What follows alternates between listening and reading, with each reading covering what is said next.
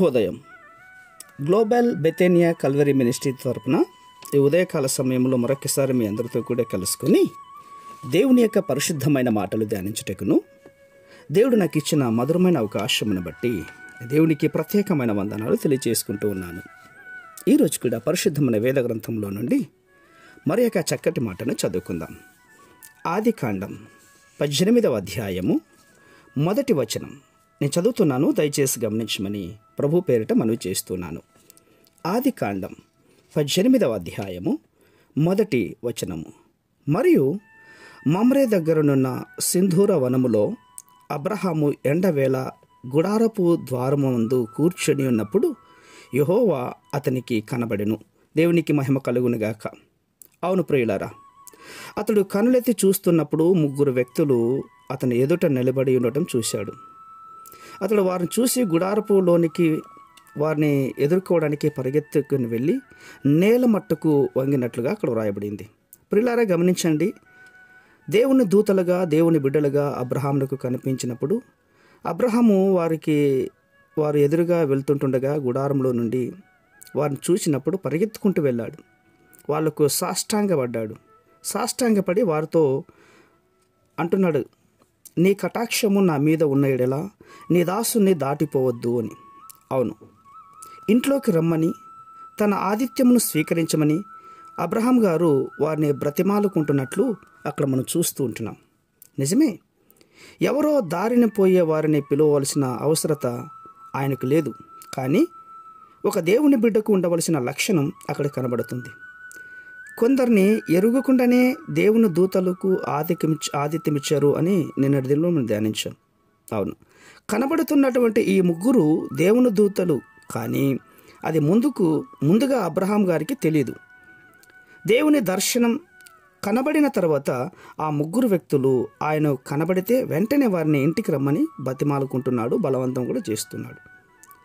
ప్రేమతో శ్రద్ధతో ఆహ్వానిస్తున్నాడు. ప్రియులారా గమనించండి, అబ్రహాముకు పనివారు ఉన్నారు, దాసదాసీలు ఉన్నారు, ఎంతోమంది ఆయన దగ్గర పనిచేస్తున్నటువంటి వారు ఉన్నారు. ఒకవేళ వారిని తమ గుడారంలో దగ్గరికే కూర్చొని వెళ్ళి వాళ్ళు తీసుకొని రండి అని చెప్పచ్చు. కానీ ఒక దేవుని బిడ్డగా తనే పరిగెత్తుకుంటూ వెళ్ళి వారిని తన ఇంటికి పిలిపించాడు. వారిని పిలిచినప్పుడు వారు వచ్చి కూర్చున్న తర్వాత అబ్రహాము గుడారంలోనికి వెళ్ళి శారా దగ్గరకు వెళ్ళి రొట్టెలు సిద్ధపరచమన్నాడు. అంతేకాదు, అబ్రహాం ఇంట్లో 3 ఆ వ్యక్తులు కూర్చున్న వెంటనే ఆతిథ్యం కొరకు వారిని కూర్చోమని ఉన్నటువంటి వారితో కలిసి ఉంటున్నప్పుడు వారి మీద ఎంత శ్రద్ధ చూపించాడు చెప్పండి. నేను మీకు జ్ఞాపకం చేస్తున్నాను, జాగ్రత్తగా వినాలి. పరిగెత్తుకుంటూ శారా దగ్గరికి వెళ్ళాడు. శారాకు చెప్తున్నాడు, త్వరగా పిండి పిసికి రొట్టెలు తయారు చేయమన్నాడు. ఆ తర్వాత పశువుల వద్దకు వెళ్ళాడు. ఒక మంచి లేత దూడని తెచ్చి ఒక పనివానికి అప్పగించి వాడు త్వరగా దాన్ని సిద్ధపరచమన్నాడు. చూడండి, ఎంత త్వరగా అన్నట్టు మట్టి మాటను ఇక్కడ గమనిస్తూ ఉంటున్నాం. హృదయంలో శ్రద్ధ ఉన్నప్పుడు ఇలా త్వరగా అన్ని శ్రద్ధగా ఆతిథ్యం ఇచ్చే వారికి మనము తప్పకుండా చేస్తాం. ప్రియులారా, చేయాలి కూడా. అవును, ఈరోజు నీ ఇంటికి వచ్చిన వారికి ఇంత హడావిడి చేస్తున్నావా? వస్తారులే, ఉంటారులే, తింటారులే అనుకుంటున్నావేమో. కొంతమందికి ఒక బలహీనత ఉంటుందండి. ఏంటంటే, వచ్చారా, తింటారా, త్రాగుతారా అని ప్రశ్నిస్తారు. నిజమే, మీకు నవ్వు రావచ్చు, కానీ అలా ఎవరిని అడగకూడదని ఈ సమయంలో మీకు గుర్తు చేస్తున్నాను. నిరభ్యంతరంగా వారిని గుర్తించాలి, వారికి ఆతిథ్యం ఇవ్వాలి. అప్పుడే దేవుని యొక్క ప్రేమను వారికి మనం చూపించిన వారు అవుతాం. అవును, నిన్ను బాధ పెట్టిన వారు ఉండొచ్చు, నేను హింస పెట్టిన వారు ఉండొచ్చు, నీ గురించి కేవలంగా మాట్లాడిన వారు ఉండొచ్చు. వారు ఎవరైనా సరే నీ ఇంటి గడప తొక్కిన తర్వాత వారికి సన్మానించడం, ఆతిథ్యం ఇవ్వడం మన బాధ్యత. అది మాత్రం గుర్తుపెట్టుకోండి.